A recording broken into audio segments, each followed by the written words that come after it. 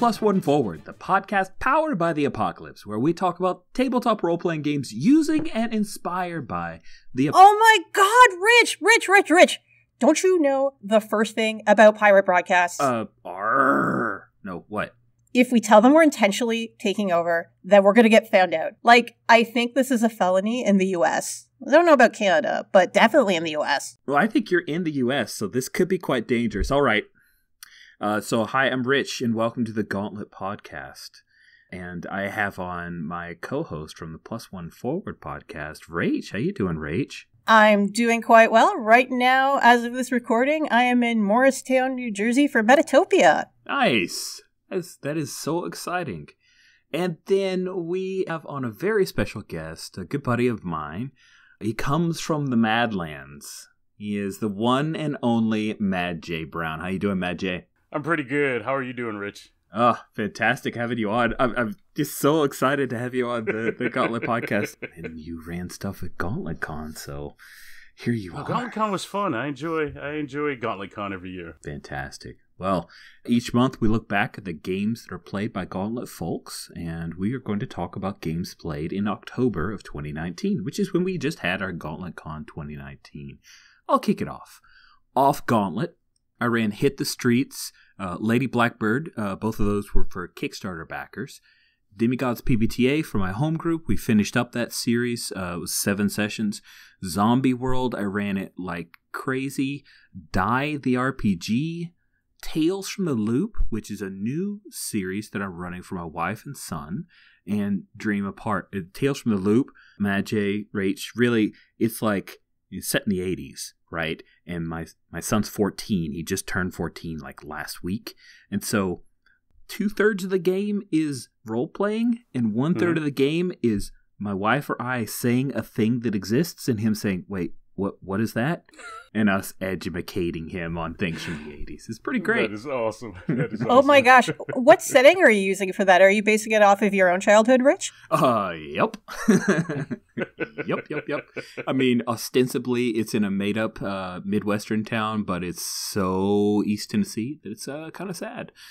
On Gauntlet, I played Masks, run by Chris Newton, and I also played All American Girls, which is a Bat Hack set in the 1940s. Which was run by Jim Crocker. I finished up a series of Nawal, which is amazing.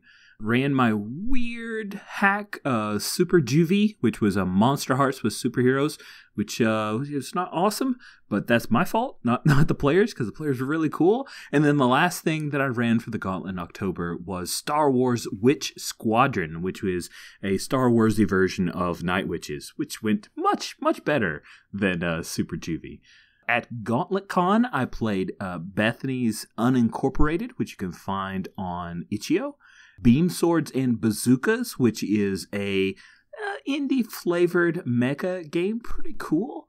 A little bit of emotional play mixed in with all the giant shooty robots. I played this game called Exorcists, which for some reason the title listing on GauntletCon is like the X was capitalized. I'm not sure about that. Limbo. I ran Hit the Streets. I also ran Hut Cartel, yet another hack of an amazing game into Star Warsiness, and then more Zombie World, because I just can't get enough. And now I'll pause as the 80s song goes through your head. I'm going to be discussing, and this is very selfish, I admit it, but I'm going to talk about Bat Hack. Bat Hack is the game that I played, the All-American Girls game that Jim Crocker ran for us as part of the Gauntlet. And it uses the system that I've been working on for over a year now. It's a derivative of the Black Hack, which is an OSR RPG by David Black. But in the Bat Hack, you are not members of the DC Comics Bat family. What? You do not play literal mammals of the Order Chiroptera. But they're so cute! I know. I mean, maybe you could hack the Bat Hack to play bats. But this is actually about baseball. And again, I've been working on it for a couple of years, but I've been working on Rich wants a baseball RPG to exist for far longer. I've just been working on this particular iteration for a while. Specifically, the game was designed to play minor league baseball players who are struggling to make ends meet in their day-to-day lives while pursuing their lifelong dream of playing in the major leagues. Sports games aren't something I see very often in RPG space. One thing I definitely want to highlight, which was a game run at Gauntlet Con, it's called Fight with Spirit. It's coming soon from Story Brewers. That's Haley and V, and they've got a website that we'll link to where you can go and get further information. That one's really cool. It's an anime team-based high school RPG. So it's great because you can play lots of different sports. I've seen basketball, volleyball, and we even played a series of baseball. Really fun games. Got custom cards, really interesting scene framing, and I love it. But I didn't get to play it at Gauntlet Con, so now I'm talking about the Bat Hack. That's my backdoor excuse. In the Bat Hack, it aims to allow the GM, which I call the ump, and the players to simulate through a 9-inning game of baseball pretty quickly. It has something that Paul Edson, former editor of the Gauntlet, a very good friend of mine, he created the Diamond Crawl. The Diamond Crawl was kind of a spin on the old Hex Crawl idea of OSR games, except the diamond, right? A baseball diamond. And with the Diamond Crawl, it allows you to speed through the first 6 innings of a game, a match, a 9-inning match, with just a few quick die rolls against a table of results. And that way, you're kind of set up to have a dramatic play without an extraneously long game. Like back when I tried this as a 9-inning match, it was like 3 hours for one. It's terrible. It was really bad. Wow. It was That's a lot. so long.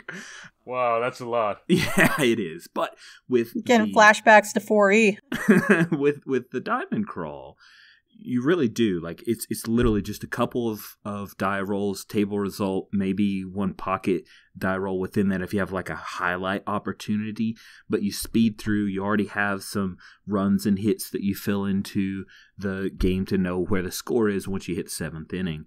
And then 7th inning, 8th inning, and 9th inning are usually all you play unless you go into extra innings. And if you don't know what that is, I'm sorry. I'm going to try my best to keep it light on baseball terminology. Players all play on the same team. The ump describes the reactions to the opposing team, that they don't roll dice. Die rolls are player facing. And there are a few options for PCs who come to bat or are on base. Plus, there's a team aspect for all the other ball players who aren't managed by one player, like the NPCs. You have a quick little way to use the team die to roll for them to see if they do well or not. PC mechanics are fueled by actions off the field. So in order to do well on the field, you need to take care of your life off the field. Otherwise, it can quote unquote get into your head. You could go into a slump, that kind of stuff. And I like that because just simulating baseball, there are way better games for that. Like play Out of the Park, which is an amazing PC simulation. Like PC as not player character, but like personal computer. Out of the Park baseball, or the Bigs, or any of the games on PlayStation. Because don't play the MLB game for the Xbox, is terrible. But anyway, there are lots of ways to just simulate a game, but that's not what I want an RPG to do. So you have to do stuff off the field. We get to know your character as a character, know about their real lives, why they struggle, why they want to do this thing.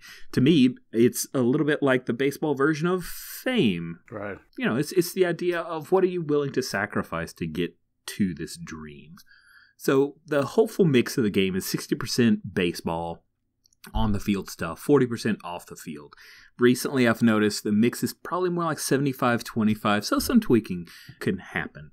And the reason I'm talking about this is Jim Crocker ran the game as if it were set in the 1940s with all female ball players. If you've ever seen the movie A League of Their Own, that's where you're at. What worked for me with this particular series is this was the first time I got to play my own game. And I've only ever run it before. I've probably run it 20, 25 times. And this is the first time I got to play, and it was a blast. Just focusing on one player, sitting on the other side of the quote-unquote screen, as it were, give me a lot of insight into the aspects of the game that are fun, but are also a little weird, right? I just want to say Kat Raman is amazing. And she was one of the players who was part of this and even wrote up some rules for playing a pitcher in the game that I've really got to play test soon. We had players who knew the game intimately like Kat, and then we had, Bethany had just a passing familiarity. And it was nice to have that mix. The play group was great because they helped each other through any of the tricky baseball rules, and Jim managed the game, umpired it really well. The diamond crawl sent us through some seriously riveting moments. My PC hit 2 homers her first game. I know, it was pretty awesome. And then the next game,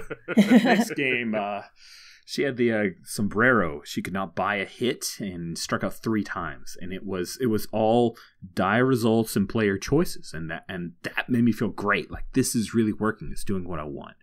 The players, Jesse, Kat, Bethany, and Haley, all pushed as hard as they could with all of the rules that exist within the game. And there was this feeling of camaraderie and teamwork that was really joyful. Like, even though we lost real bad one game and we were kind of exhausting every iota of the rules as they exist, it was one of those things that kind of bled through to the characters, from the players to the characters. It was a super good moment. The off-the-field drama is light on mechanics, but has enough support to put like a test every once in a while to make things feel like they have some kind of leverage or impact, or to just put some kind of randomness into how's this going to go. What I'm less sure about with the Bad Hack at this current iteration is that even with a diamond crawl, a 9-inning baseball match takes a while, like at least an hour. And so, that's a thing to consider. You got to care about the decision points on whether to swing for the fences or lay down a bunt. If that isn't interesting to you, that level of granularity, then this might not be the game for you. The game needs folks who love baseball to make it work, especially the ump. This is something similar to a few episodes ago when I talked about the Hogwarts RPG, is that the Hogwarts RPG is a great game for people who love Harry Potter. Right. Mm-hmm. It's like that first. And so the Bat Hack is probably a great RPG for folks who are interested in or love baseball. You really need, at this point, honestly, half of your group probably should at least know enough about baseball to be able to sit down and watch a game and know what's going on. At least one player, and definitely the GM. Like, if the GM doesn't know baseball, I just go, don't yet. It's not there. It's not there. Just don't. You'll be frustrated as heck. Tests and off-the-field scenes seem a little tricky right now, and what it leads to is kind of a free-form type of scene, which isn't everybody's cup of tea. I've been trying to make a baseball RPG for almost 10 years now, and I've tried versions using mechanics from The Shadow of Yesterday, Yeah. Fate Accelerated, Lady Blackbird, Burning Wheel. I had a Duel of Wits table. Wow. For real, Matcha. You know what I'm talking about. That's deep. I even used Savage Worlds, guys. I was desperate to make this happen. This is the first time that I feel like it kind of clicks. It works almost completely the way I want. I think it's tweaks at this point and trying to make it the prettiest, best product I can, because you spend this long trying to make the thing, make your one shot count, right, is the thing. Right. So pretty excited about it. Keith Stetson came in, did some developmental editing for me. Nice. And I've got a bunch of really great notes from him that I'm looking forward to revising the Google Doc to another version of the playtest. So that's all in all. Did you guys have any questions about Bat Hack? How'd your run with the American 40s game go? It went really well. We ended up having to postpone the last. So the pitch for this was that it was a series. Like, he started it during the World Series.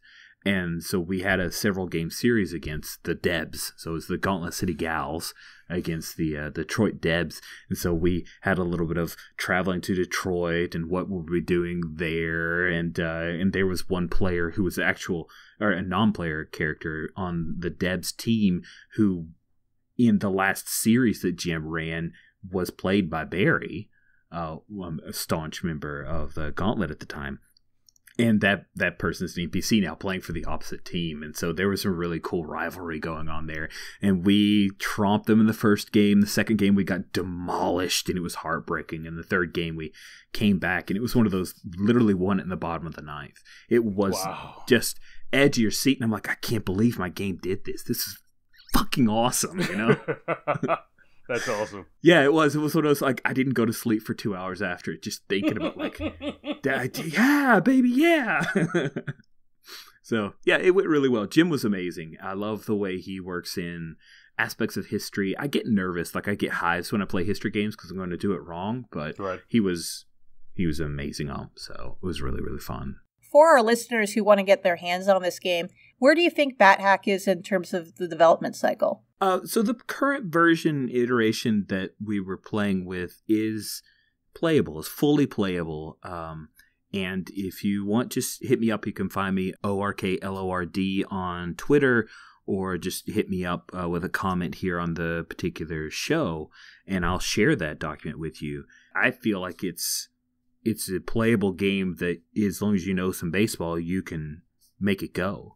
But I really feel like it needs some refinement from just how to introduce concepts and just like how to outline a book, stuff that Keith was like, Rich, what are you doing? But it's playable if you've played RPGs before. Let's just say that. Let's move over and talk to Mad J. Brown, man. What have you been up to this October? Whew, October was busy, man. I was at Big Bad Con early October. So off Gauntlet, I ran Burning Wheel. I did a zine for Kickstarter a little while back called By Acer's Light. And so I was a special guest at Big Bad Con, and I ran that, I think like 3 or 4 sessions of Burning Wheel. I ran Forbidden Lands using the Into the Madlands setting. I got to play the Spectaculars Supers game out at the Big Bad Con, and that was awesome. I had a lot of fun with that. At home, I'm playing D&D, the BX version, with my son. We play Wednesday mornings. And, nice. That's we'll talk about some more about that later, but that's been a lot of fun and feels good. I've been enjoying that.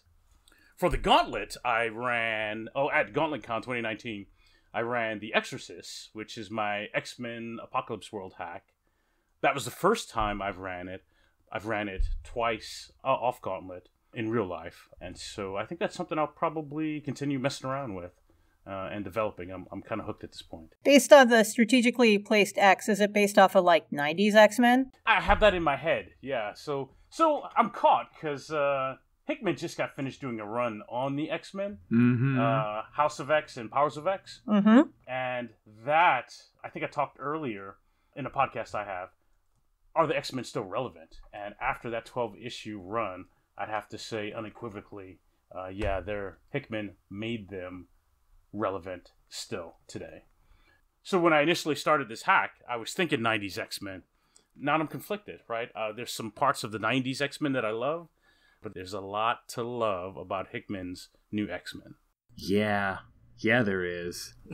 that is a crazy head trippy stuff. That is 12 issues of insanity. Right. I've seen some scans. I haven't quite taken the plunge yet on it, but I might have some time coming up. It's a worthy story. I think any X-Men fan, wherever you are on the scale, I would say that's a must-read. Even if you don't intend to continue reading the new stuff, that's part of X-Men history or lore at this point, as far as I'm concerned. It's good stuff. So what game would you like to spotlight from what you played in October, Mad J? So the game I want to spotlight is Apocalypse World Burned Over. The bakers, during the Kickstarter's promotion for zines, they put out 2 zines, and one of them was the Apocalypse World Burned Over zine. I think you can still get it from Lumpley Games, but in short, they did a pretty deep redesign of Apocalypse World. They pulled out the sex moves, and they tried to make the game appeal more to a wider age group than the second edition of Apocalypse World. So they did a more reined-in take on violence, less adult horror. I think in the zine, in the Apocalypse World Burned Over zine, they also mentioned that were they to redo Apocalypse World today, it would look more like the Burned Over rule set than anything else. I've played the zine 3 different ways. The first 2 times I played it straight, rules as written. Game is pretty tight. It's a hack book, so you need the Apocalypse World 2nd edition book to play. But you get new play books, you get some new moves in there. There's some rule changes from Apocalypse World proper, but it includes pretty much everything you need to play in the zine itself. The mechanics and the fiction are super tight together, and I love it. It's awesome. It's great. So I played it twice so I can get a feel for it. Then I did a light reskin of it using Borderlands. I have a home con that happens every quarter, and for one of the quarters I just ran 2 sessions of that. That was pretty tight as well. All I did was I have a Borderlands game guide. So I pulled out all the brand names that are in there, some of the iconic characters that are in there. I matched up some of the playbooks with some of the classes, and we just ran through a game of Borderlands. And it fits. Apocalypse World is apocalyptic, so is Borderlands. They both are violent, right? Mm-hmm. There's a lot that they have in common. Then the big test was superheroes, because that's where I want to be with Apocalypse World. I have the superhero game in my head. I want to get it on the table. I don't know what it all looks like yet. I don't have the vocabulary to articulate it all. So I started with Apocalypse World, because that's a pretty solid engine. Burned Over, I think, is super tight. I like it.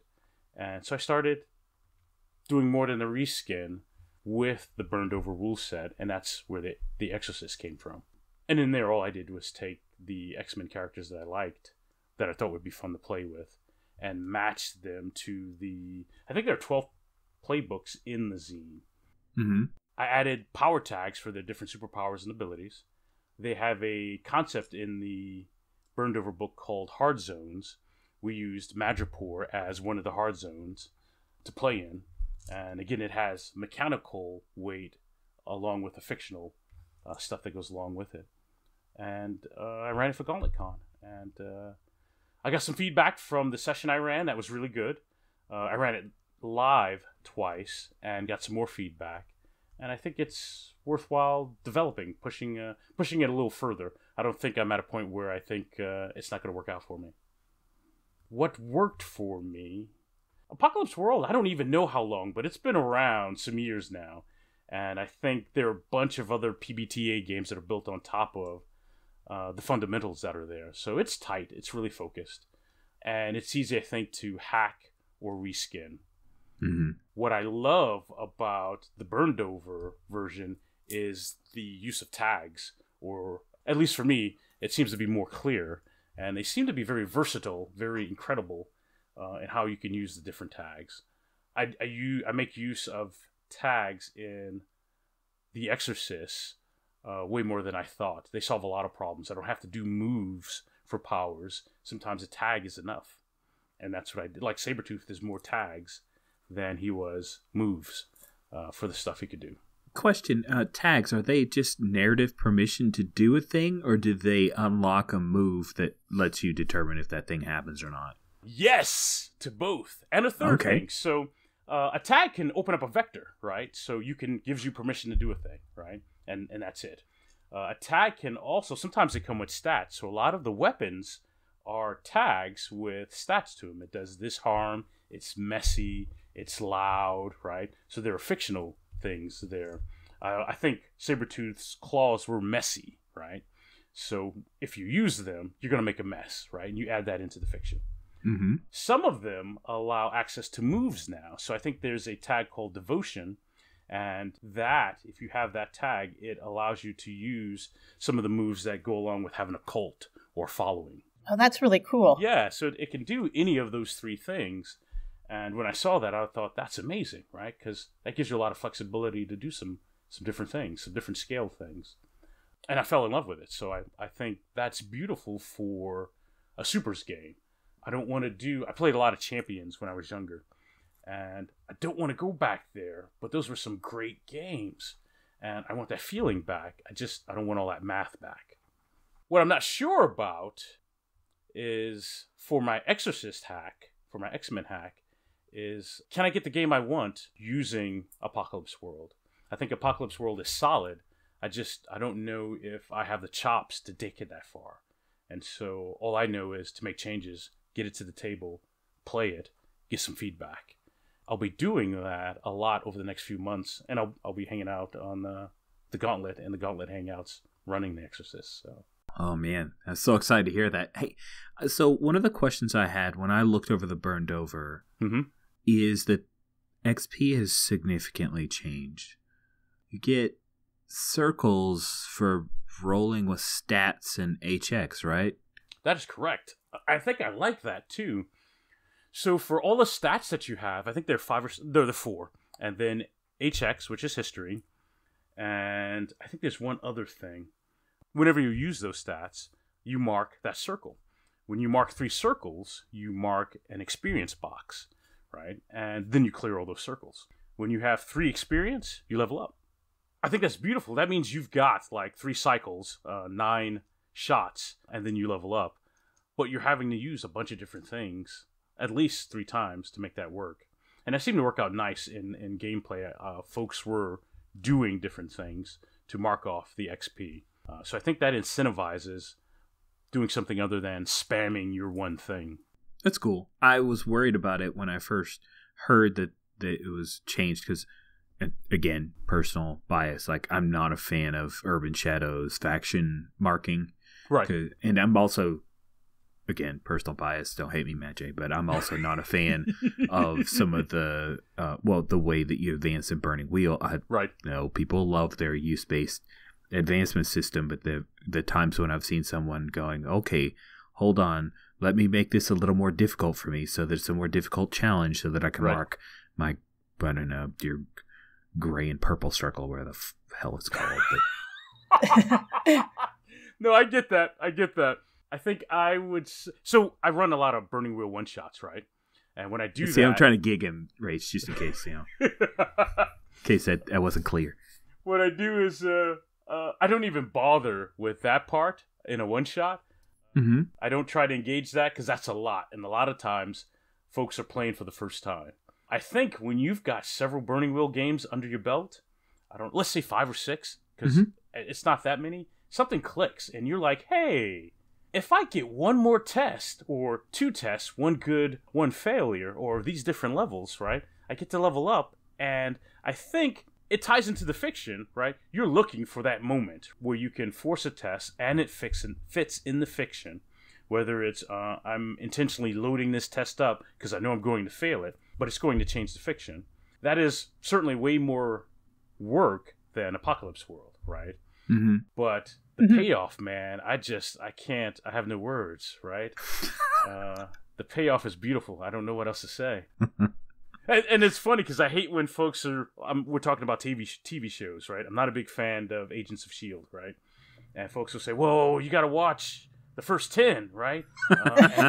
And then it's good, right? And then I'm like, really? I got to be in for 10 episodes and then it's good, right? So I hate that argument, even though that's what I'm saying, is that I think once you get enough games in, it clicks and you start chasing it.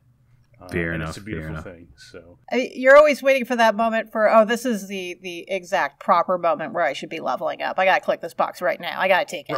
Right. It sounds like Burned Over, the Apocalypse World version, though, is a lot simpler and it kind of forces you to, in a way, I like original highlighting of stats because it gives the player a chance to go, you know, Bill, the gun lugger, I'm just getting really tired of you shooting everything. I want you to highlight hot, so you have to go manipulate people. And this does that to a degree, too. It says you got to mix things around. You can't you got to mix things around. Yeah, so I dig that. I do, too. Thank you for explaining it. That's cool. And I'm torn. I don't know which one I like best yet, right? Nice. Anything else you wanted to say about Apocalypse World Burned Over? No, I got it all in there. I'm good. Rach, what was your October like? Super busy, to be completely honest. You caught me at kind of a bad time for off-gauntlet conversation, given that I'm about to playtest a bunch of Powered by the Apocalypse games this weekend. Yeah! To go through the list of games I have on my schedule, I have Between the Margins, Airlock, An Angelic Bureaucracy, Follow Me Down, and Checkpoint Midnight. For more on that, you might as well check out Future Rich and Me in an upcoming +1 Forward Alphas podcast, probably dropping in the next few weeks. In terms of actual games I've played as of right now, I've been playing a lot of Legacy Life Among the Ruins 2nd Edition, and I ran Root the RPG for a one-shot at Monthly Meetup in Toronto. On the Gauntlet, I ran me some Golden Sky stories at GauntletCon. Happy, fun time, fuzzy feeling games. Nice. So you have furry animals doing happy things in the Gauntlet, and furry animals stabbing each other off Gauntlet. It's a good balance. That's great. So what game did you want to highlight for us or spotlight? I wanted to spend a little bit of time talking about Legacy Life Among the Ruins. We've danced about it a bit in terms of +1 Forward. I've been playing campaigns since the summer with a bunch of friends locally in Toronto. think we mentioned it in our live stream. I know Lowell, I think, discussed this game back in April on this podcast. Yeah, he sure did. So for those of you who might be tuning in now, Legacy is a post-apocalyptic role-playing game where players play both the families involved in this changing community that's shaping based off decisions and politics, as well as playing a member of that family. That's your player character. So you have the interests of your family who, in my case, I'm playing the Order of the Titans, so we're badass monster hunters, but my characters might not always agree with that and may have their own interests and their own goals to get from the world. And the friction between those two is interesting, and we'll get back to that in a moment. What makes the game unique is there's these two sets of player moves. There's zoomed out moves, which are the moves that affect your family. They include actions like making deals for resources and spying on each other and generally screwing each other over. There's another set of moves that are zoomed in moves, which is when you focus on your player character. Legacy was pitched to me a couple of ways before I sat down to actually play it, mostly in the context of Apocalypse World. That's probably because Apocalypse World is such a big touchdown piece in terms of role-playing games, and in particular powered by the Apocalypse role-playing games. I mean, it's right there and powered by the Apocalypse, right? I'm finding it more like Houses of the Blooded, if you remember that old John Wick game. I do. Yes, no? Yeah, I do. You two play it? Yeah. It's more explicitly apocalyptic in Legacy than Houses. Like, my read on Houses was that was a bunch of angsty teens burning out in an apocalyptic setting, but you didn't necessarily need to run it that way. You could ignore the fact the world was burning down around you.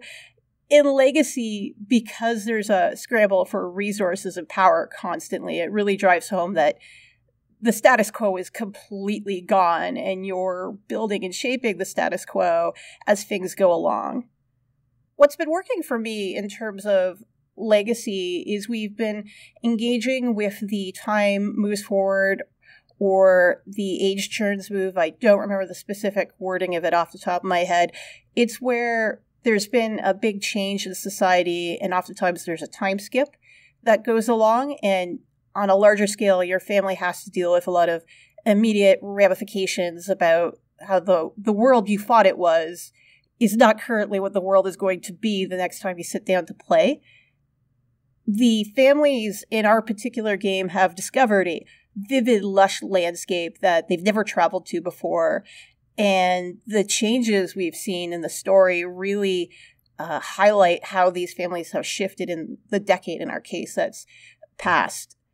I started the game playing, I think I mentioned, the Order of the Titans, so we're badass monster hunters. At the time of the start of the campaign, we were nomads who weren't tied down to anywhere because there was maybe like half a dozen of us at most.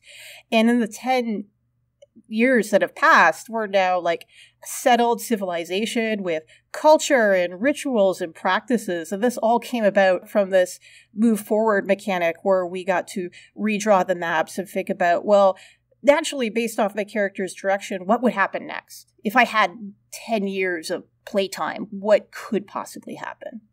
I'm also really loving the different playbooks in this game. They're a little bit offbeat in terms of post-apocalyptic role-playing.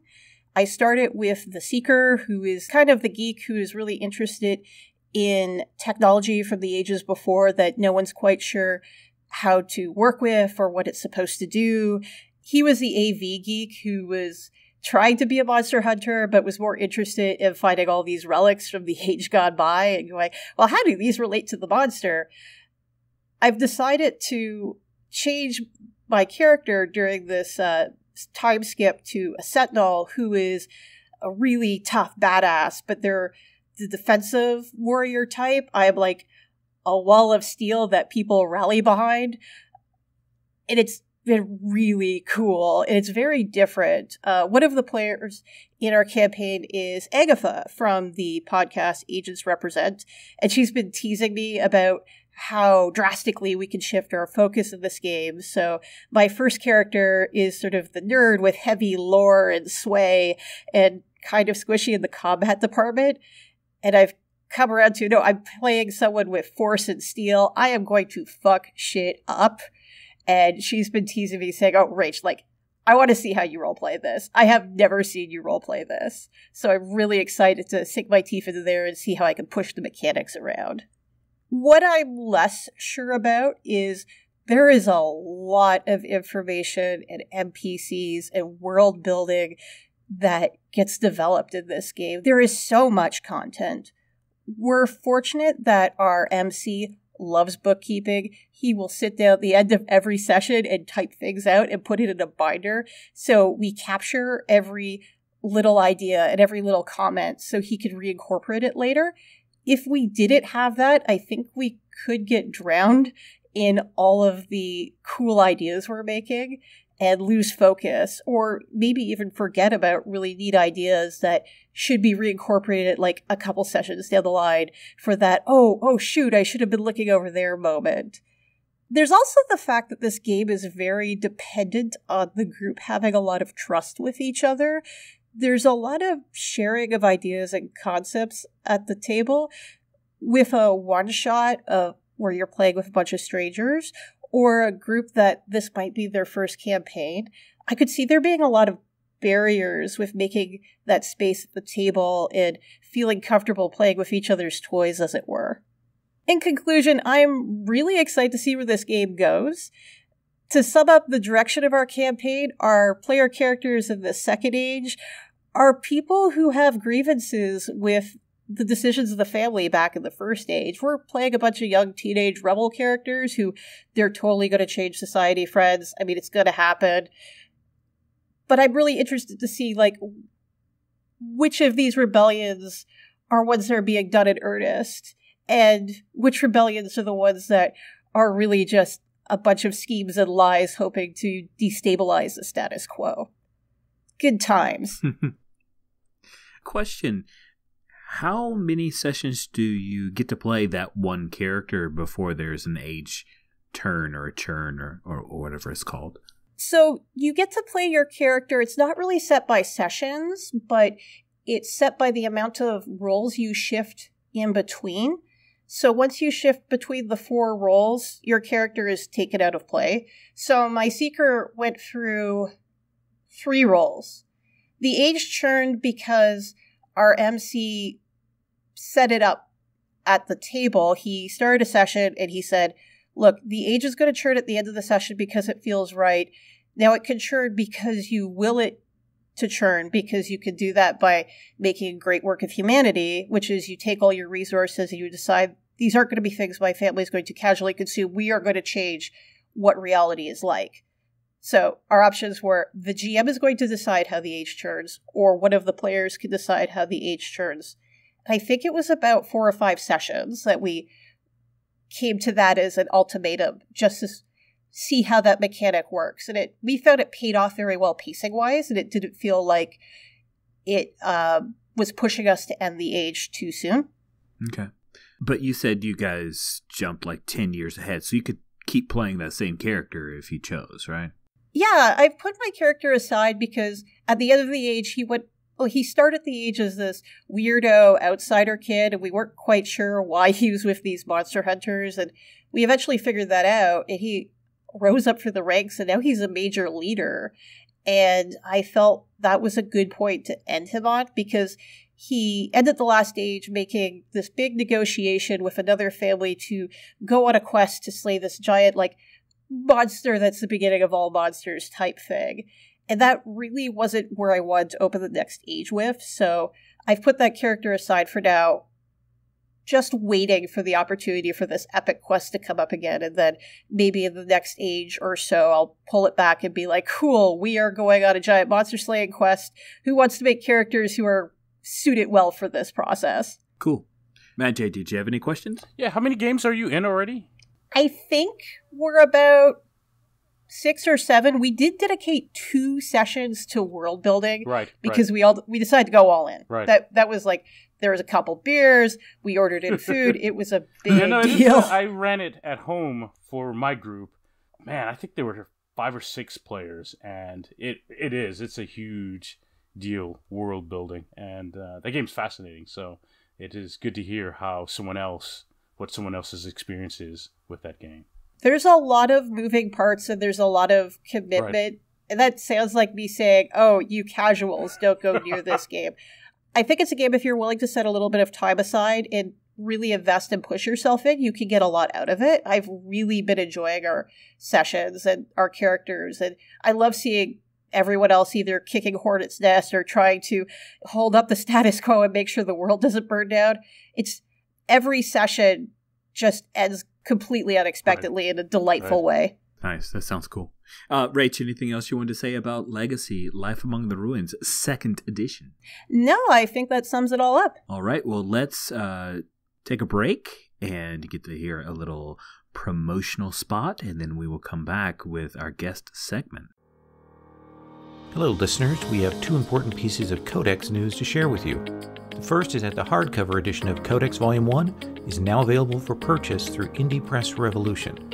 This book is an exquisitely crafted journey into the early days of Codex magazine. It features the first 13 issues of Codex, including the original test issue, Codex Blood, as well as the Discern Realities Dungeon World Annual.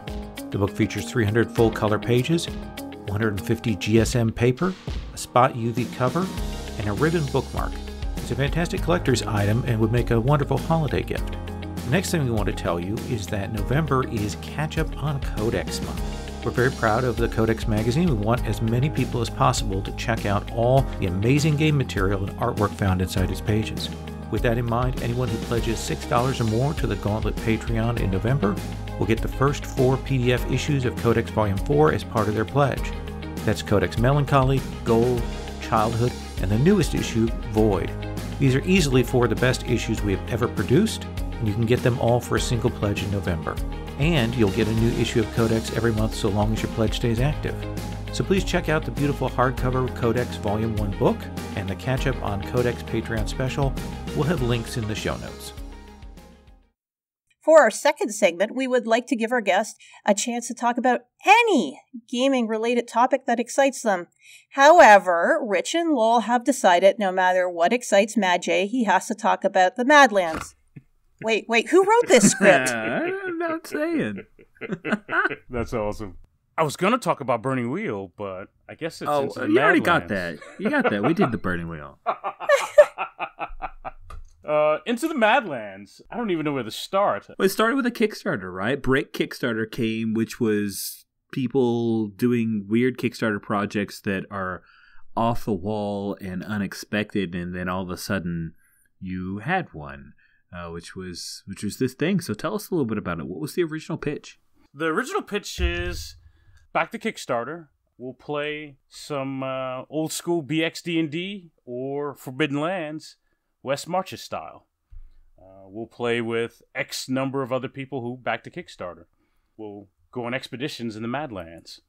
And like I said, we'll run it West Marches style. I think Ben Robbins gets credit for West Marches, or at least articulating what a West Marches game is. Mm-hmm. So what is a West Marches game? According to Ben Robbins, you have a pool of people, probably more than 6, right? Because then we're just doing a regular Wednesday game or whatever. You have a pool of people. They schedule when they're going to have game sessions, right? Maybe you're playing in a sandbox, but of that pool of people, maybe 3 or 4 decide, hey, Saturday, I want to go check out that broken temple over there in the east, and they schedule it to DM and go do that thing.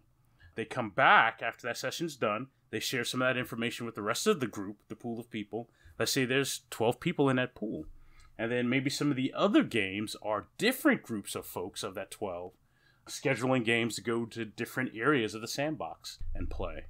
I think the magic is when these different groups on their different adventures start sharing information about the world itself. That lore gets distributed amongst everyone who's playing. I think that creates the excitement, and folks want to go do other different things.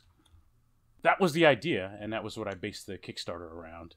I chose 2 systems, the Forbidden Lands, which is kind of a new take on OSR, and BXD&D, and that's getting back to the fundamentals of D&D. I'm still confused. So you had a bunch of people back the Kickstarter, and you have to run games for all those people? Yes. So what I did was they bought passes, like expedition passes. Uh-huh. All right. One pass gets you one game session. You get to sign up and say, I want to go do this thing. Or you get to say, hey, Rach is doing this expedition. She's got room in her party. I want to join that party. I want to do that thing with them, right? Once all the expedition passes have been used, game's over. It's done, right? The story's told. That's the big picture. I have to run these games. There are 40 people in the pool of players. Mm-hmm. So far, I've run 3 games. So it's been slow moving starting. I think people are shy, but I think the inertia will start to pick up as the stories get shared, right? And the tales get told. I think that creates the excitement, and the rest of the folks will start scheduling games. Okay. But yeah, essentially, I have a regular online game. I've got 40 people in my group instead of it's the 4 of us. It's 40 of us, right? That is wicked. That's crazy. Yeah, this idea is really fascinating to me. It reminds me a little bit of what organized play wants to be, but can't because it's a product that's marketed to a huge market. You're basically saying, okay, you 40 people, I'm going to customize for you this shared world, and we're going to have all these crossovers. Right. It delights the nerd in me. I don't know that... So when I did this, I intentionally kept it small. I did not want 100 people. I felt like I would fail. I could not pull this off for 100 folks. But I thought 30 to 40, maybe 50, I could do it, right? I don't know what it looks like if there's 100 people, right? I think you have to get more GMs. And I don't know if it scales. I have no idea. I don't know. I'm learning things just with the 40 people. I'm so interested to hear how this goes. You've lit my mind on fire. I'm plotting. So what I've done, and I'm writing about the prep. Essentially, I'm prepping a sandbox, right? I've been reading a lot of sandbox game world design online. I've been reading about point crawls. I favor the point crawl more than the sandbox or the hex crawl. Mm-hmm. I'm using a lot of material from Kevin Crawford. I like his tags and random system generation for things. So most of the Madlands is built using his N Echo resounding source books. And we're playing in that. I think that's going to be plenty. It's like a 10 hex by 10 hex area that we're playing in. I don't know that we'll use it all. We'll see. Mostly everyone has picked Forbidden Lands to play in, which is it's got a great OSR feel with some newer indie type mechanics in it that I really like. I've played it live a couple of times, but like I said, the Madlands itself, I've got 3 online games in the books, and I'll be playing again some more this Saturday. So I've had to seed the initial games. The idea is the players are supposed to initiate the games, right? They're supposed to, hey, I have some time. Let's get on your schedule for Saturday, and let's play these games. And the first week, that wasn't happening. And so what I did was create adventures, bounties, and folks jumped on those. And in those initial adventures are leads to other things. Nice. And then they start to take ownership and run down things that they care about. The largest expedition pass is nine games. Someone backed for 9 sessions. I think mathematically my thought is I'll probably end up running 9 to maybe 15 games if you're packing everyone else in. 2 games, 3 to 4 people at a table. Mm-hmm. And once all the passes are done, that's the narrative. I have no idea what that looks like. I'm excited to find out because I don't have a plot, right? I don't know what everyone's going to do, what everyone's planning to check out. There's no big plot. I got nothing. I've got sites we're going to check out and run and see what happens. That is really interesting. That is cool. You're going to have to keep us updated on that. I will do that. Anything else you want to share with us about Into the Madlands? Yeah, I'm still learning. There's a lot I'm still learning about, from role-playing game design, campaign design, to silly stuff like how do I get 40 people talking together, right? How do I facilitate that conversation, right? Do I use Slack? Do I use Discord? I wish G Plus was still around. God, no. Right? Yeah, like... Can't even do Yahoo groups anymore. Oh my god, that took me back. Do you have like a vision of, is there like a communal in-character space, like a tavern where people could drop in and leave messages? So we're using Discord right now. One of the channels is the name of the base town, which is called Westhold. And so that is that place where folks can drop in and leave messages and muster together. There's another channel just for, hey, I want to go do this thing. Who else wants to go? Or I want to play Saturday. Who else is available? And it's all about mustering together. And then there's a channel that has all the events. There's a bot that will create events. You could create an event, or I'll seed an event, and you can see all the available events, and you can just join one. But that's been a learning process, right? I'm not a community builder. I'm having to learn it on the way.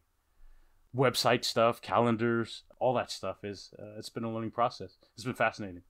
That is awesome. Well, thank you for sharing it with us, Matt J. It's giving me life. Rach, what is giving you life? I am going to Japan next weekend as of the time we're recording. Nice. I am so much in trouble because Air Canada rescheduled my flight. Originally, I was going to go from Toronto to Vancouver and then to Narita, and now I'm going from Toronto to Montreal to Narita.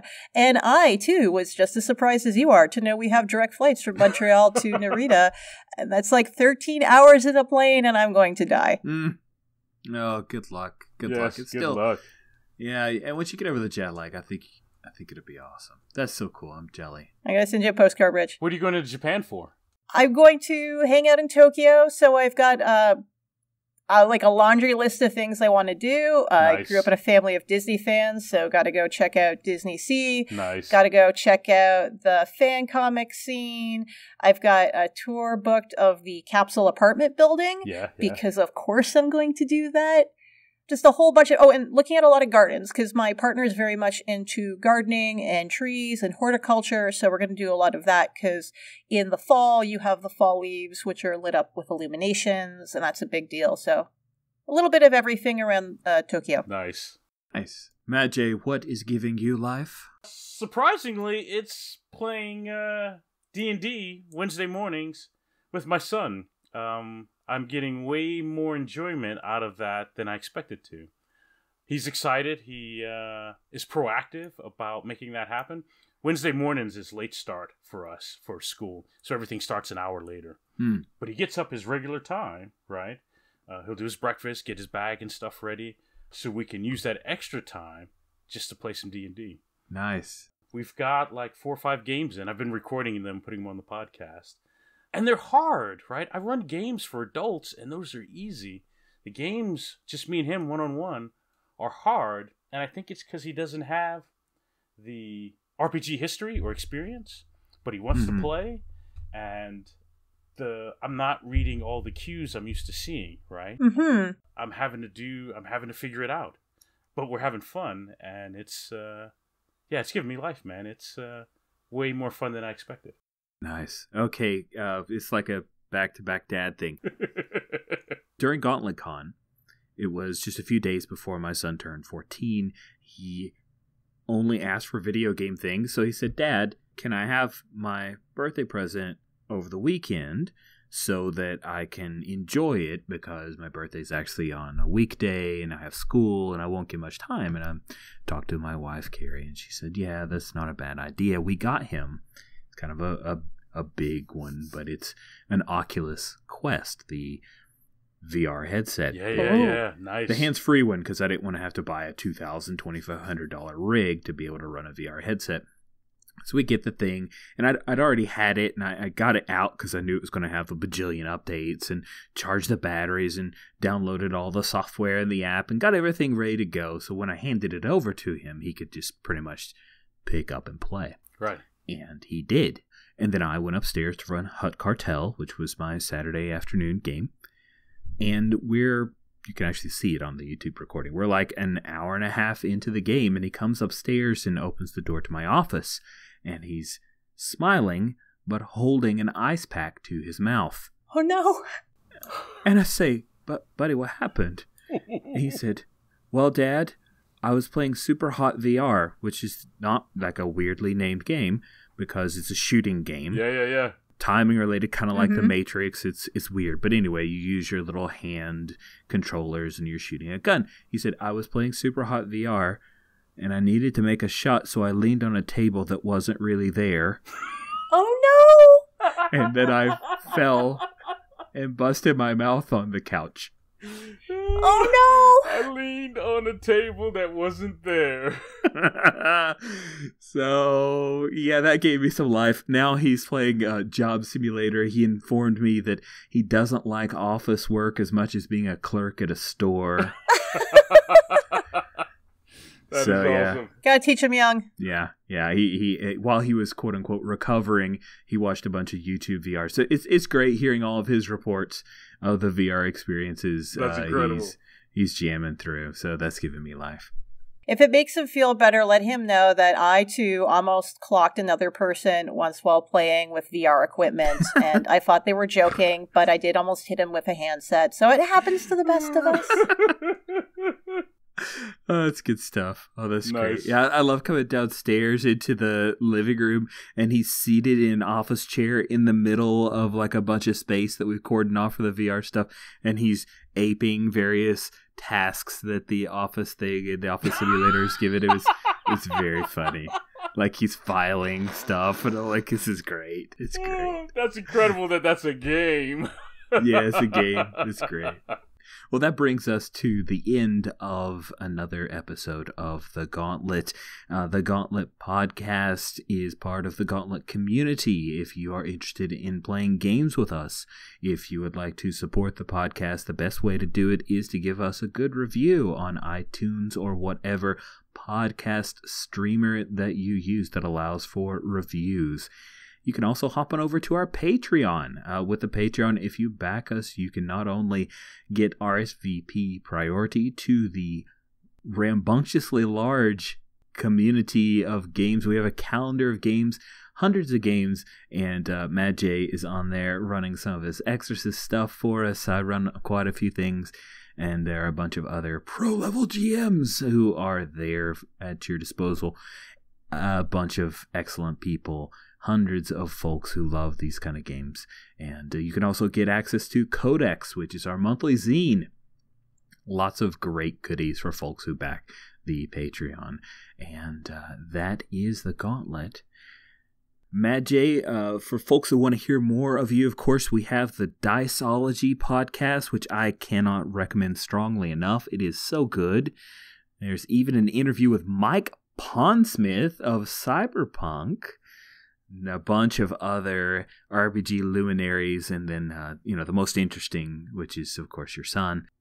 Do listen to that podcast, and then your Patreon. What do you call the Patreon? It's MadJ0 XP, all letters. Just spell it all out, and then XP. Awesome. Thank you so much, Mad J. Thanks for having me, man. This was fun. I appreciate it. And then Rach, of course, my cohort on the Plus One Forward podcast. Toronto area gamers is where you often play, right, Rach? Yes, in person. I usually show up at monthly meetup to run some Powered by the Apocalypse hotness. You could also follow me and my shenanigans on Twitter at TEDDog, at TEDDOG, which is mostly just photos of me having adventures and lots of travel pics coming soon. Awesome. Well, thank you guys so much, and listeners, thank you for checking us out.